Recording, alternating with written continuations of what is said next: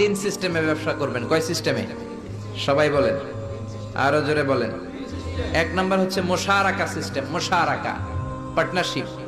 আমি আপনি শেয়ার, তিন চারজন মিলে শেয়ার, আমার টাকা আপনার টাকা, আর দুজনে মিলে ব্যবসা করব। আমার যদি ধরেন 4 লক্ষ টাকা হয়, আপনার যদি 6 লক্ষ টাকা হয়, তাহলে যেই লাভ হবে তার 60% নেবেন আপনি, 40% নেব আমি। লসও যদি হয় 60% আপনার উপর, 40% আমার উপর।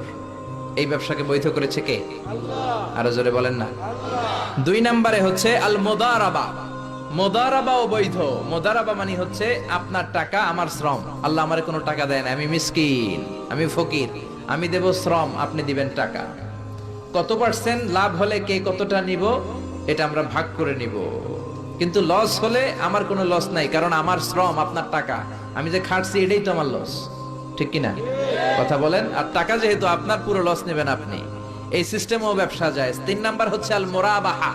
বুঝার চেষ্টা করেন, আমার ঘরে ফ্রিজ নাই, ফ্রিজের দাম 1 লক্ষ টাকা। কয় লাখ টাকা?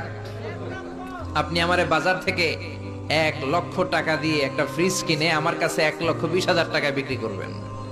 এটা আমি